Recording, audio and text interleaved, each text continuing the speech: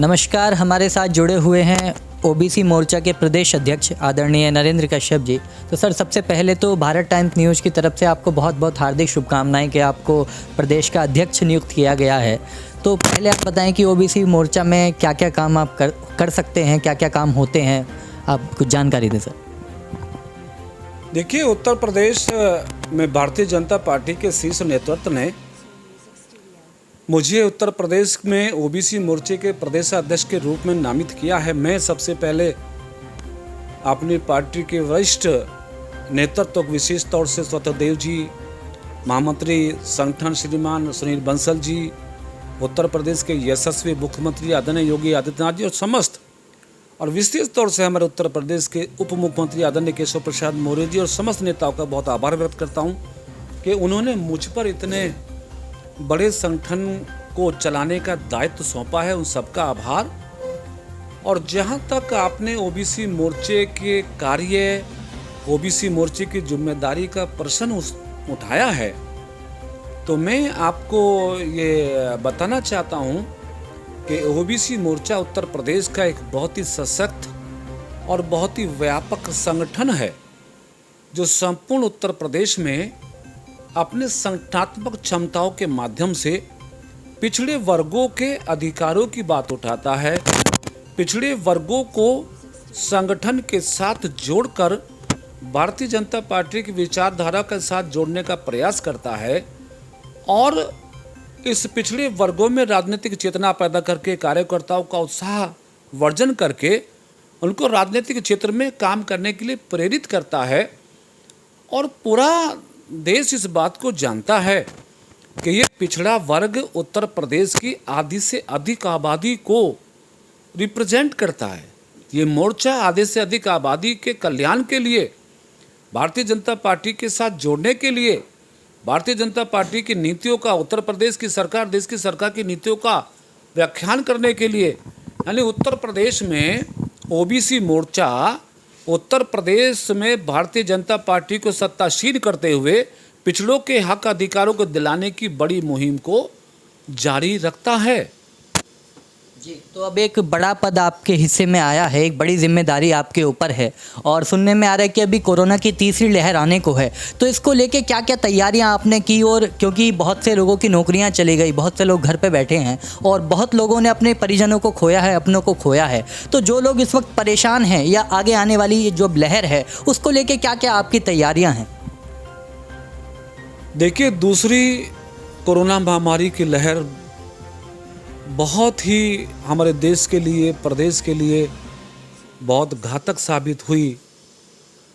और संतोष बस इस बात का है कि देश में मोदी जी की सरकार ने, उत्तर प्रदेश में योगी जी की सरकार ने जिस तत्परता के साथ, जिस संवेदनशीलता के साथ, मानवता के साथ दिन रात मेहनत करके इस दूसरी लहर पर काबू पाया है, आज उससे देश संतोष की बात महसूस करता है। वरना जिस गति के साथ, जिस अनुमान के साथ, अनुमान से भी अधिक एक हानि का एक रूप लेके ये महामारी आई थी, कई बार लगता था कि कहीं और बड़ा अनर्थ ना हो जाए।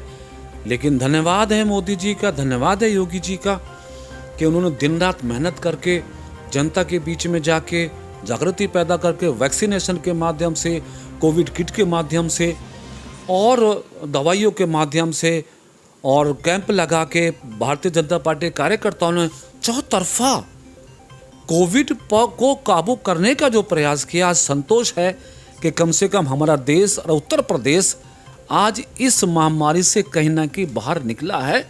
और आप जानते हैं कि योगी जी का प्रबंधन, एक मुख्यमंत्री जी जो स्वयं भी कोविड से संक्रमित रहे हों और उन्होंने उससे उबरते ही पूरे प्रदेश में भ्रमण किया, अधिकारियों के साथ बैठकें की, वैक्सीनेशन प्रक्रिया को बढ़ाया, कोविड किट को डिस्ट्रीब्यूशन कराया और ऑक्सीजन, मास्क और सैनिटाइज़र व्यापक प्रबंध करके उत्तर प्रदेश को कहीं ना कहीं आज एक सुरक्षित जोन में बचाने का बहुत बेहतर कोशिश हमारे मुख्यमंत्री जी ने की। इसकी प्रशंसा हमारे देश में भी हो रही है और विदेश में भी हो रही है।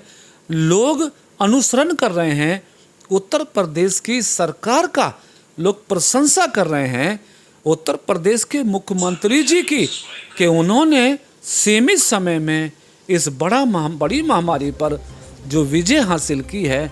निश्चित आज उनके साथ सबकी दुआएं हैं। जहाँ तक तीसरी लहर का विषय आप रख रहे हैं और जिसमें चर्चा कभी कभी होके डर भी लगता है कि अगर ये महामारी कहीं बच्चों तक जाती है तो ये और भी ज़्यादा ख़राब होगी। लेकिन हमारी देश की सरकार, हमारी प्रदेश की सरकार, हमारे देश की जनता इस तीसरी आने वाली महामारी की आशंका से निर्मूल होना चाहती है, इस आशंका से निकलना चाहती है, इसका समाधान करना चाहती है। इसलिए सरकार प्रदेश की भी, देश की भी, भले ही आज हमारे देश में, प्रदेश में संक्रमितों की संख्या घटी हो, भले ही मृत्यु होने वाले व्यक्तियों की संख्या घटी हो, लेकिन सरकार ने अपने कार्यों में, संवेदनशीलता में, अपने अभियान में कमी नहीं की है। हमारी सरकार, हमारी पार्टी, देश के समस्त लोग मिलके ऐसी कोशिश करेंगे कि ये तीसरी लहर कभी हमारे देश में ना आए। हाँ, कुछ कठिनाइयाँ हैं, कुछ दिक्कतें हैं, परीक्षण चल रहा है। अभी बच्चों को वैक्सीन देने के विषय पर, अभी वैक्सीन देने के अभियान पर अंतिम निर्णय आना बाकी है। उस पर हमारे डॉक्टर्स, हमारे वैज्ञानिक रिसर्च कर रहे हैं, परीक्षण कर रहे हैं, और यदि जल्दी से कोई इस पे वैक्सीन तैयार होती है, जिसकी आशा हमारा देश कर रहा है, तो हमारी सरकार, हमारा प्रबंध, समाज सब उस वैक्सीनेशन के माध्यम से ऐसी कोशिश करेंगे, ऐसा प्रयास करेंगे कि कदापि ये तीसरी लहर हमारे देश में ना हो। और यदि इन केस के दुर्भाग्य से कोई चीज़ें आगे बढ़ती भी हैं तो हमारे उत्तर प्रदेश के मुख्यमंत्री जी ने संवेदनशीलता के साथ, गंभीरता के साथ उसकी तैयारियां पूरे प्रदेश में शुरू कर दी हैं।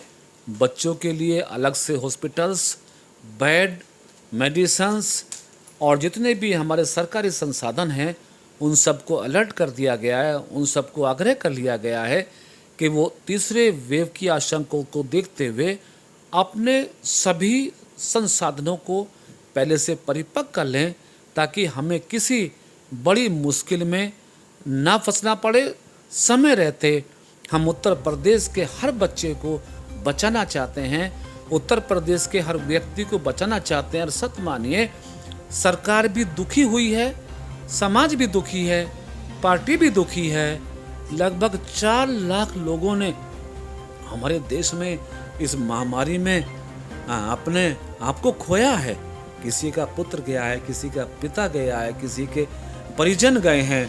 और भारतीय जनता पार्टी की ये वेदना है कि तीसरी लहर कभी ना हो, तीसरी लहर से हमारा देश कभी भी उसके चक्कर में ना आए, तो उसकी कोशिश हम सब लोग कर रहे हैं। और सरकार पूरी तरीके से लगी हुई है और पूरी कोशिश, हमें भरोसा है कि खास तौर से उत्तर प्रदेश की मैं बात जो आपने पूछी है कि योगी आदित्यनाथ जी के नेतृत्व में तमाम वो प्रबंध जो तीसरी लहर के लिए होने चाहिए वो हो रहे हैं। और उत्तर प्रदेश की 22-23 करोड़ जनता के बीच हम लगातार अपना संपर्क बनाए हुए हैं, अवेयरनेस पैदा कर रहे हैं, वैक्सीनेशन के लिए लोगों को रिक्वेस्ट कर रहे हैं। मास्क लगाना, सैनिटाइज करना, 2 गज की दूरी, गर्म पानी का प्रयोग और जो भी योगा, प्राणायाम, जो भी आवश्यक चीज़ें हैं, हमारी सरकार पूरी तरह से उस पर लगी हुई है। आशा है कि तीसरी वेव ये कभी ना आए, ऐसी हमारी कामना है। यानी कि सरकार अपनी पूरी तैयारी कर रही है। और एक बार दोबारा से आपको बहुत बहुत हार्दिक शुभकामनाएं।